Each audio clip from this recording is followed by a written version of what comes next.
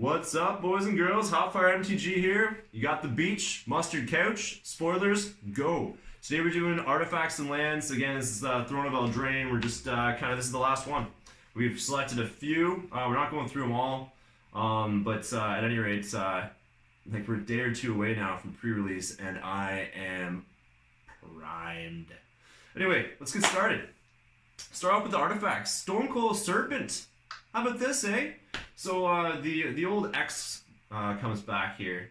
So we had Endless One from BFZ block, Walking Ballista, Hang Back Walkers. X spells are usually pretty good. So this one, they really push the bar. It's a snake of all things. It has reach, trample, and protection from multicolored. Stonecoil Serpent enters the battlefield with X/1/1 counters on it. So Endless One was just X for whatever. This has reach, trample, and protection from multicolor slapped to it. So this seems like a pretty good card. Pretty good card. At any point in the game, obviously you want to play a little bit more mid to late game, but especially if your opponents are playing like knights or something, doing multicolored shenanigans, this thing's just going to stand there and stonewall those knights and start picking them off like crazy. So, neat card. Think it's going to see some play. I really want to see if anybody messes with this in Modern. But anyway, moving on. I just picked some random ones. There's not a lot of really strong artifacts in this set. There's some cool equipments that we're not really going to touch on any equipments or whatnot. But anyway, so Heraldic Banner. 3-drop artifact. Mana Rock. So, as Heraldic Banner enters the battlefield, choose a color. Creatures you control the chosen color get +1/+0. Add 1 mana of the chosen color. So yes, it's very mana specific. If you're trying to play a multicolored deck, it might not be particularly amazing, but if you can stick to mostly one color, like in a draft or something, again, I'm talking draft here, people. I'm not talking like in standard playable or anything. If you can stick to mostly one color, you can stack up a couple of these things, well, those creatures are going to be pretty big. Not only is it doesn't really fix your mana, but it does produce mana, so give you a little bit of extra there. Alright, moving on. Lucky Clover, 2-drop. This one looks interesting. Whenever you cast Adventure, Instant, or Sorcery, an Adventure, Instant, or Sorcery, that's not any Instant or Sorcery, just Adventure, Instants, and Sorceries, you copy it. You may choose new targets for the copy. So we'll have to see what sort of shenanigans. The applications here are pretty endless. But there is that one card that we spoke about. I'm actually going to pull up my notes here, because I just noticed a correlation here. Rosestone Acolyte had the adventure side. Spend a green. Sorcery speed. Make a mana of any color that you want. While with Lucky Clover, now you spend 1 mana to make 2 mana. Much better. So things like that, I'm going to probably see a whole bunch of that sort of cascade, as we start playing with these cards. You can see what we can do with this adventure. Even those bounce effects on the that blue, the Brazen Borrower, the 2 mana bounce return target non-land permanent to its owner's hand. Double that for 2 mana. That's really good. We all seen Blinking of Eye with the kicker's great, you can draw cards, but that's still a good card at 2 mana, now that you can double that up. So, Lucky Clover, I think if we get an adventure deck going, would be really neat. And it might be just fun in any limited environment. Moving on. Ginger Brew. We got the Food Golem, because you gotta cover the Food Golem. So 1-drop for a 1/1, it's got haste. Then you can pay 1. And the brute can't be blocked except by creatures with haste. So I guess it's can't catch me on the gingerbread man, fast as I can, yada yada. So hasty creatures can only catch the ginger brute. Love the flavor on it. And then it's a food golem, so it does actually have that staple, just like food tokens on it, where you just sack ginger brute and you gain 3 life. You pay 2, tap it, sack it, gain 3 life. So it just acts like a food token with legs. So that's a pretty sweet card. Again, is it ever going to do anything? Maybe we got mono red aggro is still a thing. You might see Ginger Brood in there. Who knows? It's a 1/1 haste. and it has evasion, so that's good. They're playing Tin Street Dodger right now, like especially for the Cavalcade for Calamity deck. Ginger Brew, absolutely going in that deck. All right, we're gonna talk on about a couple lands here. I'm not going to go through the whole rare land cycle. Everybody's already done this. And we're not going to go through the whole common land cycle either.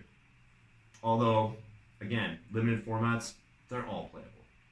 All right, let's talk first. Fable Passage. Basically, Windows Vista 2.0, but more like 1.0, because this is strictly slightly worse, or can be slightly worse than Windows Vista. So, Fable Passage reads, tap, sack Fable Passage. Almost like, again, like a pseudo-fetch application here, but you're not losing any life. Search your library for a basic land card, put it on the battlefield, tap, then shuffle your library. If you control 4 more lands, untap that land. Now we're losing, some rare land cycles here too, right? As rotation comes in with Throne of Eldraine. This is going to be nice. So any of those decks that want to run that 3rd color, maybe 4-color shenanigans, who knows? They're going to be playing this. Now, is it always going to work out? No. But what it's going to do is always fix your mana. And I'm going to probably say, it's like, I would 4 copies, maybe not. 2, 3 copies? Absolutely. No, just a great land fixer. And I think you'd be surprised by how more often than not that land's probably going to come in untapped. Or, it'll untap itself. All right, so we got 2 of the rare land cycle to end off all these videos with. Talk about what I think is the best one, which is the Castle Lochthwain? The Black Castle. Enters the battlefield tapped unless you control a swamp, just like the rest of the series, same thing, like the one comes in tapped unless you control an island, so on and so forth. So it just acts as a regular land, does tap for black. By the way, this is not legendary, so you can have multiples and it does not hurt your deck. Not like you're gonna lose one or you get screwed and stuck on 2 or 3 mana because you can't play your other castle. Totally fine to stack these on each other. I guess the thinking is that within a realm there's multiple fortresses. And I guess that kind of works out, although it seems like a flavor fail that they're not legendary. Anyway, I digress. So the really cool part about this one, pay 1, 2 black, tap it, draw a card, then you lose life equal to number of cards in your hand. I think there's a lot of, for instance, let's talk about Rotting Regisaur. This slots right into a deck if you're playing Rotting Regisaur. You got a 7/6. Now the downside of that 7/6 is that you're being forced to discard every turn. So you're naturally going to have few cards in your hand.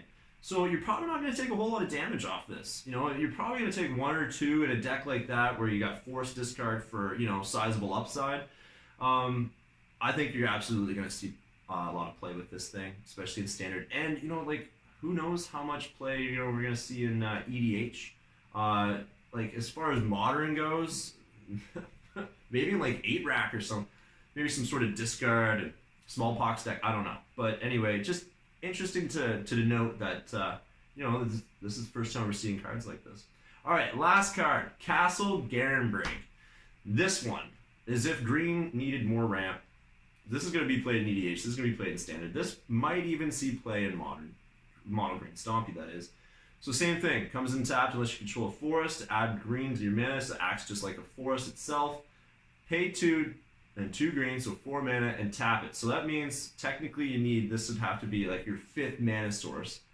Add 6 green and spend this mana only to cast creature spells or activate abilities of creatures. So if you go turn 1 Land of War Elves, turn 2 2nd mana Dork, turn 3, and you've hit a land on all these too. Turn 3 Garenbring. You can tap all that and then just shove out a 6-drop on turn 3. So that's pretty good. Anyway, boys, girls, aliens, potatoes, and magic lovers. That is it for the spoilers. I hope you guys have a great time at Throne of Eldraine pre-release. We're going to do some box opening videos. This is going to be coming out just at pre-release as well, so stick around and anticipate those coming up. So hit that like button, hit that bell icon if you want to get automatic news that we posted a new video, and do us a favor and do the subscribe thing. Thanks again so much, guys, for all the support and everything, and look forward to those box crafting videos coming out.